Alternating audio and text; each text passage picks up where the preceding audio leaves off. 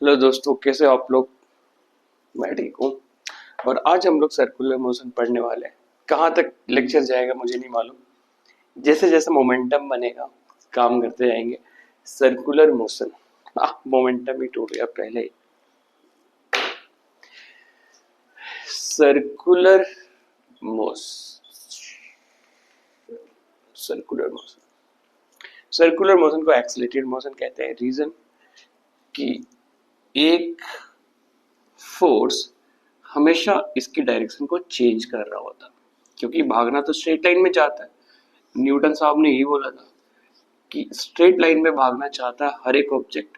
अगर आप मोड़ना चाहते हो तो एक फोर्स तो लगानी पड़ेगी। तो कोई चीज लगातार सर्कुलर मोशन में घूम रहा है, मतलब उसकी डायरेक्शन चेंज हो रही है। डायरेक्शन चेंज हो रही है तो एक फोर्स लग रहा होगा जो इसका डायरेक्शन चेंज कर रहा है, मतलब एक्सेलरेशन होगा।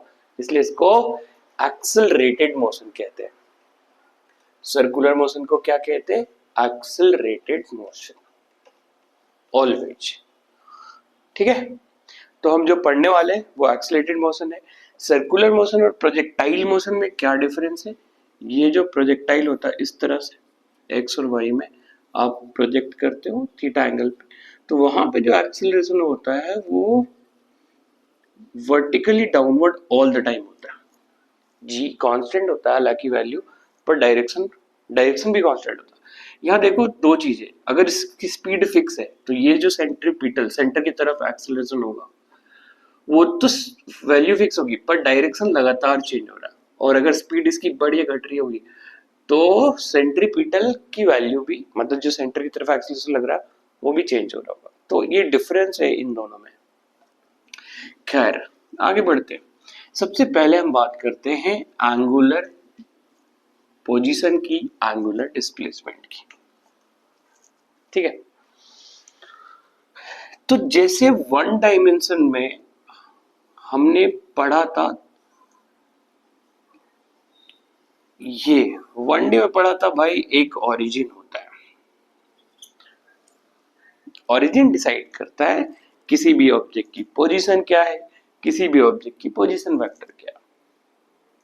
तो कोई यहाँ पे है 2,2 पे, तो ये इसकी पोजीशन है और पोजीशन वेक्टर हो जाएगा 2i cap plus 2j cap, ऐसे कहीं खींच देंगे, पोजीशन वेक्टर हो जाएगा। ये डिस्प्लेसमेंट नहीं है। अगर पहले से पड़ा हुआ 2,2 पे, मान लो ये उठ के 3 पे चला जाता है तो ये इसका फाइनल पोजीशन होगा और डिस्प्लेसमेंट ये होगा। तो there is a difference between position and displacement. तो 1D में ये सारा चीज कौन डिसाइड करता है? ओरिजिन। पर अब हम सर्कुलर पढ़ रहे हैं, यहाँ 1D नहीं है, 2D है। तो 2D में ये जो लाइन है ना, पॉजिटिव एक्स एक्सिस वाला लाइन, ये बाय डिसाइड करेगा कि भाई किसका पोजीशन क्या होगा, बट एंगुलर। किसकी डिस्प्लेसमेंट क्या होगी, बट एंगुलर। किसकी वेलोसिटी क्या होगी, बट एंगुलर। किसका एक्सेलरेशन, ये सब हम देखेंगे इसके हिसाब से। तो मान लेते हैं ऑलरेडी एक पार्टिकल यहां पड़ा हुआ है, इस लाइन के हिसाब से थीटा एंगल पे ऑलरेडी पड़ा हुआ है इस पॉइंट ए पे। तो हम बोले कि ये जो थीटा है ना, ये थीटा, ये एक्चुअली में है एंगुलर पोजीशन, क्योंकि ये t इज इक्वल टू 0 पे मेरे को नजर आया। ये इसका एंगुलर पोजीशन है, डिस्प्लेसमेंट नहीं है। थीटा 1 बोल देते कि भाई अब ये a से चल के b पे गया, मान लो ऐसे, तो अब इसी लाइन से ये इसका फाइनल एंगुलर पोजीशन है। ये इनिशियल हो गया अब, क्योंकि 2 आ गया ना, तो अब हम इसको बोलेंगे फाइनल। पर डिस्प्लेसमेंट ये हुआ जैसे यहां पे हो रहा था, डिस्प्लेसमेंट 2 2 3 3, ये हुआ इनिशियल पोजीशन वेक्टर, ये हुआ फाइनल, और ये हुआ डिस्प्लेसमेंट वेक्टर, राइट। तो कितना एंगल सबटेंड करते हैं हम किसी टी टाइम में, उसको बोलते हैं एंगुलर डिस्प्लेसमेंट। पर ऑलरेडी क्या है covered, that is called position, angular position. तो एंगुलर डिस्प्लेसमेंट की बात करें तो ये क्या होगा, इसको थीटा से डिनोट करेंगे और ये होगा चेंज इन एंगुलर पोजीशन। समझा क्या बेटू? ये क्या होगा? Change in angular position. ठीक है, इसकी एसआई यूनिट क्या होगी? रेडियन।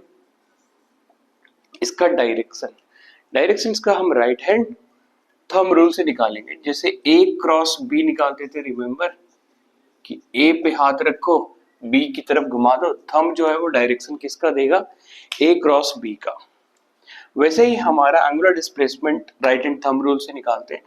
जहां पे था उधर अपने चारों उंगलियों को रखो और थंब उसके परपेंडिकुलर रखना, और जिधर वो गया उधर उंगली को मोड़ दो, थंब आया बाहर, तो जो एंगुलर डिस्प्लेसमेंट है वो बाहर की तरफ है, तो हम शिफ्ट करके बोलेंगे भाई अलोंग द एक्सिस है, आउटवर्ड अगर एंटी क्लॉकवाइज गया तो डायरेक्ट, ये तो रेडियन हो गया।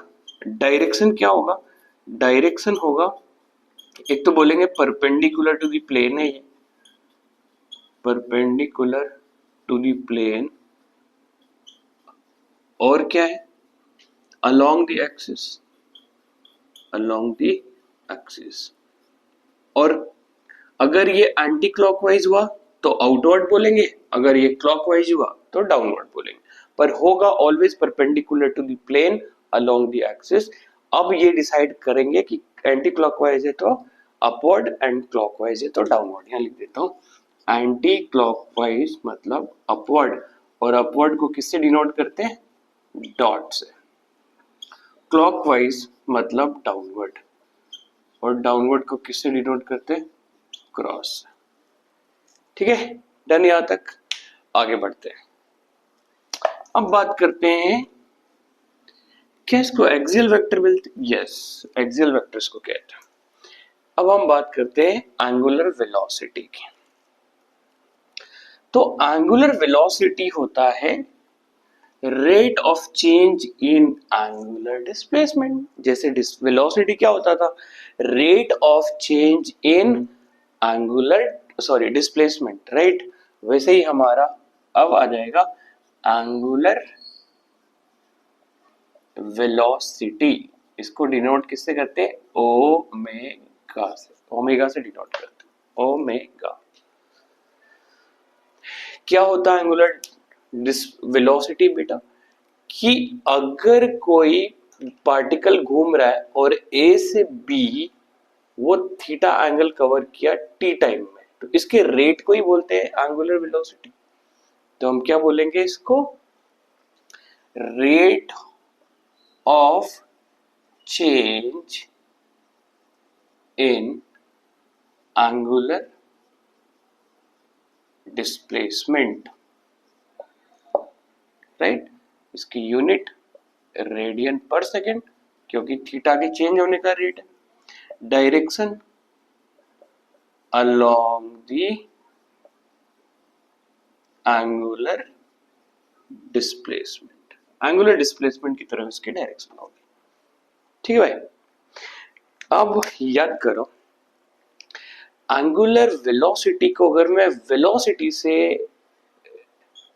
रिलेट करूं तो वेलोसिटी एवरेज भी होता था और वेलोसिटी इंस्टेंटेनियस भी होता था। रिमेंबर, इसको बोलते थे v average, that is total displacement by total time taken, और ये होता था ये इंस्टेंट dx by dt। याद है?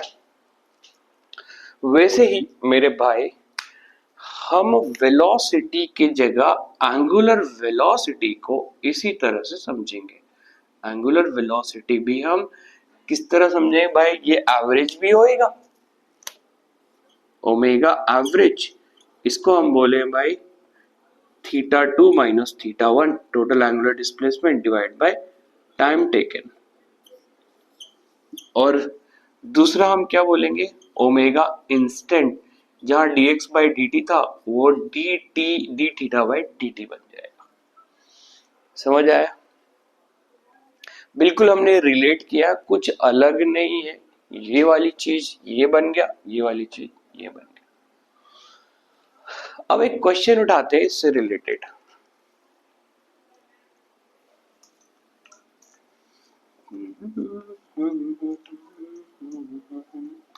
देखो, सिंपल सा क्वेश्चन है कि अगर मेरे पास x की value t square plus t है, तो v इंस्टेंट कितना होगा at t is equal to 1 second पे, और v एवरेज कितना होगा इन फर्स्ट 2 सेकेंड्स में। 2 सेकेंड में कितना एवरेज होगा और इंस्टेंटेनियस भी निकालना, राइट। तो भाई ये तो पढ़ा हुआ है काइनेमेटिक्स में। क्या बोलेंगे कि भाई इसको डिफरेंशिएट कर दो, dx बाई dt, ये हो जाएगा 2t,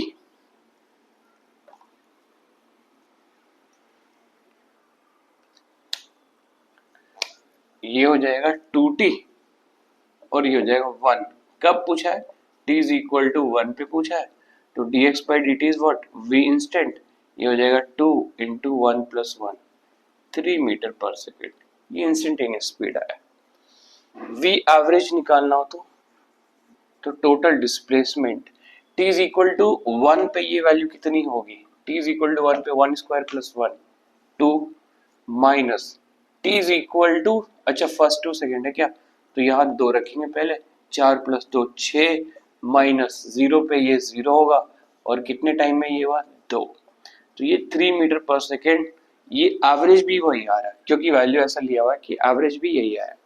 इसका ये मतलब नहीं है कि एवरेज इंस्टेंटेनियस हमेशा बराबर होगा, पर्टिकुलर इसमें आ रहा, राइट।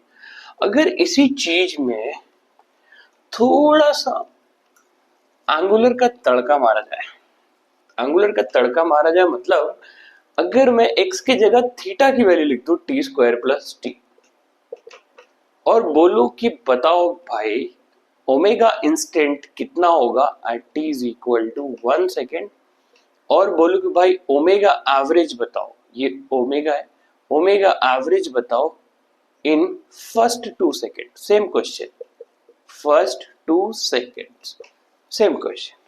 तो क्या करेंगे, डिफरेंशिएट कर देते हैं, क्योंकि थीटा को डिफरेंशिएट करने से ओमेगा इंस्टेंट तो आता है।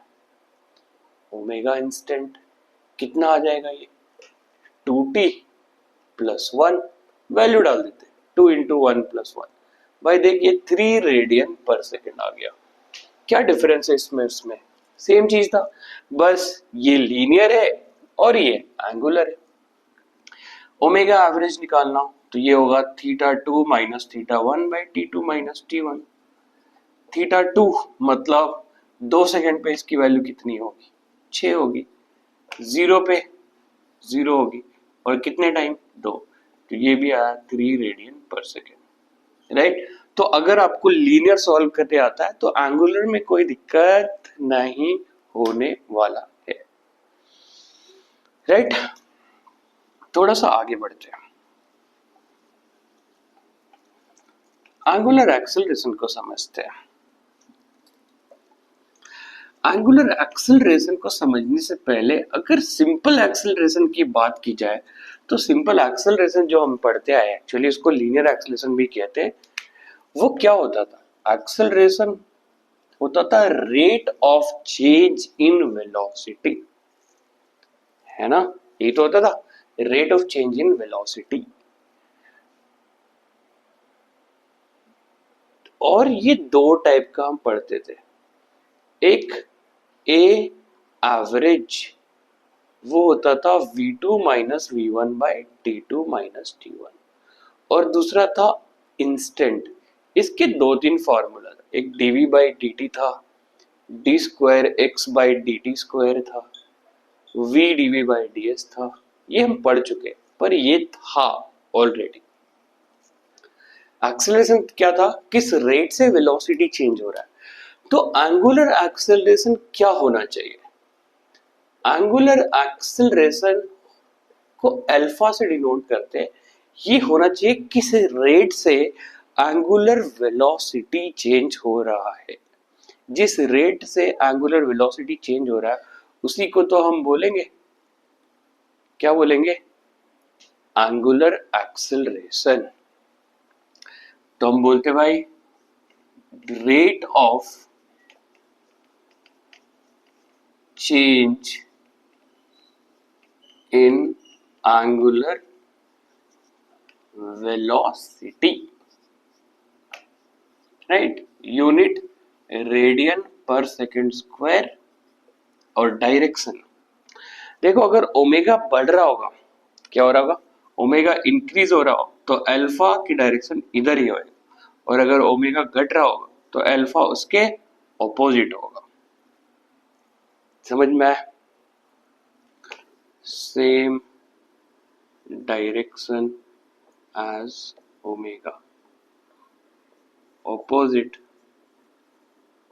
Direction of omega. सिंपल सी बात है, वेलोसिटी घट रहा होगा तो एक्सेलरेशन उल्टा होगा, वेलोसिटी बढ़ रहा होगा तो एक्सेलरेशन उसके सपोर्ट में होगा, राइट। एक्यूट ऑब्ट्यूज को थोड़ा सा साइड में रखते हैं, राइट है। तो ये एंगुलर एक्सेलरेशन होता है। जैसे यहाँ पे एक्सेलरेशन एवरेज इंस्टेंटेनियस होता था, वैसे क्या अल्फा हमारा हो सकता है, अल्फा एवरेज? यस हो सकता है। ये हो जाएगा omega 2 minus omega 1 by T2 minus T1। और अल्फा इंस्टेंट भी हो सकता है, और वो क्या हो जाएगा, जो dv बाई dt है वो d ओमेगा बाई dt हो जाएगा। जो d स्क्वायर एक्स बाई है ये d square theta by dt square हो जाएगा। जो v dv बाई dt है वो omega d omega by d theta हो जाएगा। कुछ भी चेंज नहीं, बस क्या हो रहा है, जो चीज लीनियर में पहले था अब वो एंगुलर में चला गया। समझ में आया है ना? तो ये बेसिक बेसिक चीजें थी जो हमें आता है। अब याद करो, जब हमारा एक्सेलरेशन कांस्टेंट होता था भाइयों, जब एक्सेलरेशन कांस्टेंट होता तो बहुत सारी इक्वेशंस हम लोग लिखते थे, याद है? v is equal to u plus a t, v square u square 2s, s is equal to u t plus half a t square. ये सब हम लोग कब लिखते थे, जब एक्सेलरेशन कांस्टेंट होता था। तो जब a कांस्टेंट है तो वी कैन राइट, क्या लिख सकते हैं, v is equal to u plus a t. तो सोचो जब अल्फा कांस्टेंट होगा तो हम क्या लिख सकते हैं, हम लिख सकते हैं omega is equal to omega naught plus alpha t. यहाँ पे v फाइनल है, यहाँ ओमेगा फाइनल है, यहाँ u इनिशियल है, यहाँ ओमेगा नॉट इनिशियल, यहाँ a कांस्टेंट एक्सेलरेशन है, यहाँ पे अल्फा कांस्टेंट एंगुलर एक्सेलरेशन है। समझ में आया?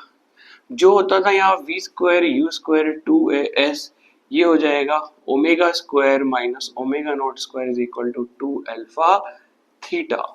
जो होता था s is equal to u t plus half a t square, वो बन जाएगा theta is equal to omega naught t plus half alpha alpha t square. जो होता था v average is equal to v1 plus v2 by 2, वो हो जाएगा omega average is equal to omega naught plus omega by 2। समझ गए? तो हमारे को जो लीनियर में पढ़ा हुआ है उसी को एंगुलर में क्या करना है, बस वो कन्वर्ट करना है। ऑलरेडी ये सारी चीजें हमने पढ़ रखी है, राइट। अब इसको जब सॉल्व करोगे तो कुछ कुछ नए नए टर्म्स आपको क्वेश्चन में देखने को मिलेगा। वो टर्म्स के बारे में आइडिया आपको दे देता हूँ। मैं थोड़ा जल्दी इस चीज को पढ़ा रहा हूँ क्योंकि आप ऑलरेडी ये सारी चीजें जानते हो, मैं इसमें टाइम नहीं देना चाहता हूँ। एडवांस वाली चीजें आएगी और उसी पे मेन फोकस रहेगा। जैसे ओमेगा इस फॉर्म में भी दिया रहेगा 200 आरपीएम। अब आरपीएम हमारा ऐसा यूनिट नहीं है, तो ये लिखा हुआ है रिवॉल्यूशन पर मिनट या रोटेशन पर मिनट। 200, एक रिवॉल्यूशन का मतलब होता है 2 पाई रेडियन, पर मिनट का मतलब होता है 60 सेकेंड। तो इस फॉर्म में कन्वर्ट करेंगे तो ओमेगा की वैल्यू हम इसमें पुट कर पाएंगे। ठीक है, समझ में आया? तो क्वेश्चन ऐसा भी हो सकता है कि आपको वैल्यू इस तरह से दिया हो कि थीटा आपका आ रहा है 400 पाई, इतना रेडियन आंसर आ रहा है, और पूछे कि रेवोल्यूशन बताओ, तो आपको क्या करना है, 2 पाई से डिवाइड कर देना। समझ में आया? तो यहाँ पे जैसे ये कितना आ जाएगा, तो 200 रेवोल्यूशन हुआ होगा, 200 रोटेशन हुआ होगा। तो ये कुछ टर्म्स है जो आपको by the practice you will come to know. अब हम बात करते हैं क्या लीनियर और एंगुलर आपस में रिलेटेड होता है। यस होता है। उस रिलेशन की तरफ हम लोग चलते हैं।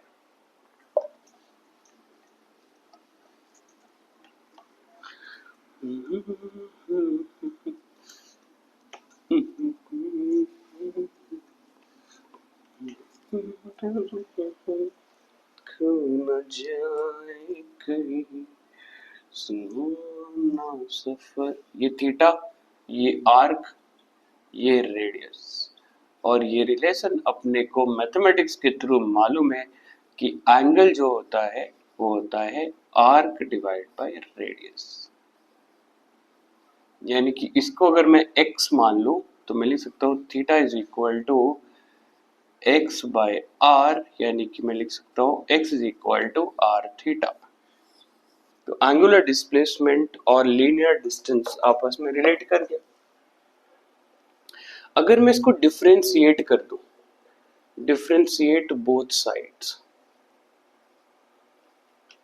विद रिस्पेक्ट टू t, तो मैं इसको लिखूंगा dx by dt is equal to r, तो कांस्टेंट है d थीटा बाई dt। तो यहां से रिलेशन क्या बनता है, ये हो गया v is equal to r omega. अगर मैं इसको एक बार और डिफरेंशिएट कर दूं विद रिस्पेक्ट टू t, तो ये बन जाएगा dv by dt is equal to r, और ये बन जाएगा d ओमेगा बाई dt। ये हो जाएगा टेंजेंशियल एक्सेलरेशन, ये हो जाएगा r, ये हो जाएगा अल्फा। ठीक है, तो आप टेंजेंशियल एक्सेलरेशन के बारे में सर्कुलर मोशन में अभी मैंने आपको आइडिया नहीं दिया क्या होता है। r मालूम है, अल्फा मालूम है, r रेडियस है और अल्फा क्या है, जो एंगुलर वेलोसिटी को इंक्रीज या डिक्रीज करता है। तो लेक्चर 1 में इतना ही है। लेक्चर 2 अभी हैंड टू हैंड अपलोड होगा।